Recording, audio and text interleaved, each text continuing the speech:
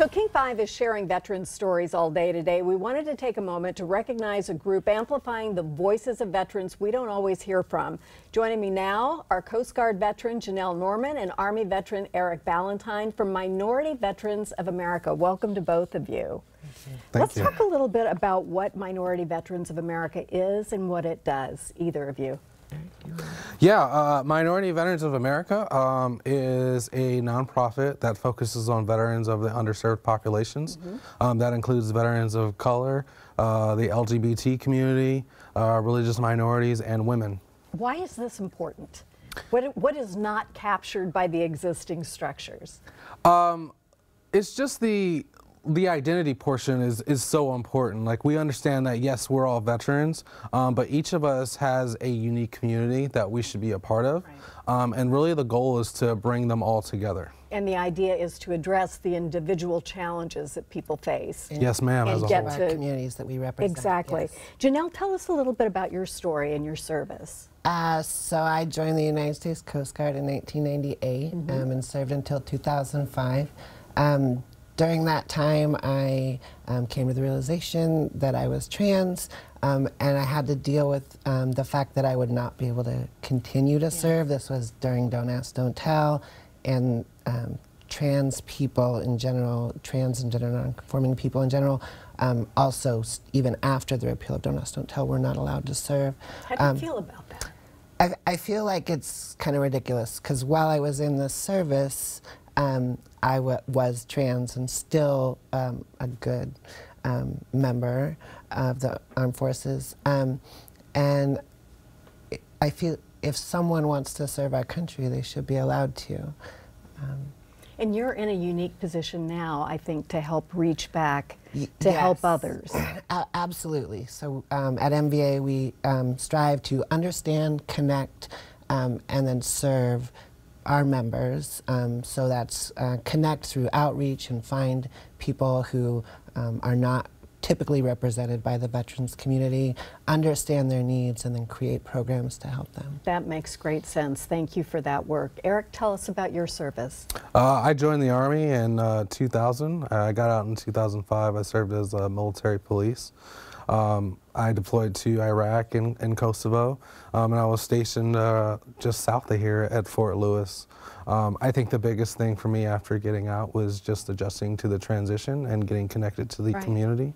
And that's why I feel like our mission with MVA is so important that we do that. There is just this shocking number of veterans taking their own lives after they return. For all sorts of reasons, you know, PTS, repeated deployments.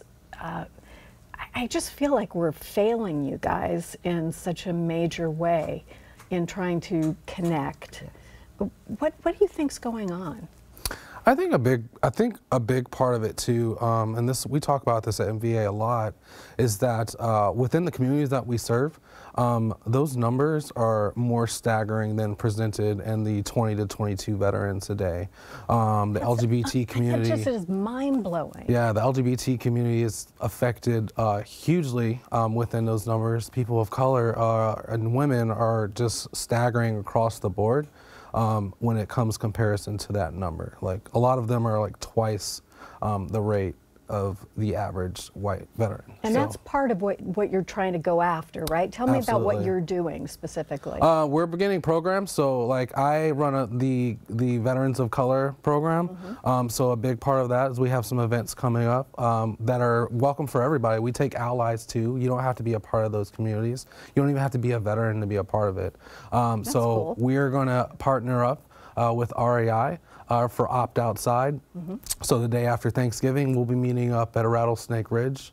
Anybody that's interested, they can go to minorityvets.org/optoutside. We'll put that up on social media. That's really good. When vets get together, especially people who specifically understand each other at a very deep level, what does that do to help with healing and connection?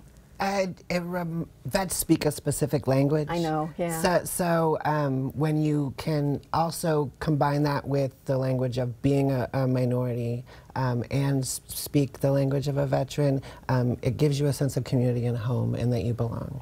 Well, go ahead, I'm sorry. I think a big part of it too, along with our mission, is to build that inclusivity. Unfortunately, a lot of veteran service organizations are not that way, right? And so this is why we formed our mission to serve veterans of all beliefs, all lives. It's really important that we connect those communities and make sure that their service mattered just as much as any other veterans. Service is now so kind of segregated from the regular population, right? Because we have all volunteers going into the services. And so what is it, like 1% of families across the country actually have a military member in them? And it means that other people may be less and less aware of what's going on, less and less concerned about the sorts of things that are happening to veterans. What can those of us who are not, you know, currently with a family member service in the services do to help? Well, right now MVA is looking for partners, so donations. You can help that way, us specifically, but also just donating to veteran service organizations and getting involved, writing your representatives about the ongoing problems with the Veterans Administration. So we've got to do more. It can't just be talk. It can't just be thank you for your service and go on your way. It's got to be something more than that. Eric, what would you say? I say join us. Join you? I mean, the biggest thing is that we want to build a community. That's awesome. Right? And part of that community is understanding that there are a lot of different people that are a part of that community, but we all have that same sense of purpose, right? We have a clear understanding that equity and inclusion is so important in our society today, and if you truly want to help us drive forward with that, join us. Equity and inclusion, two pretty powerful words and a job we need to do. Thank you very much, both of you. Okay, up next, we are changing the subject massively. We are throwing, you can stay if you want, a delicious fondue cheese party. Stay tuned. Thank you so much.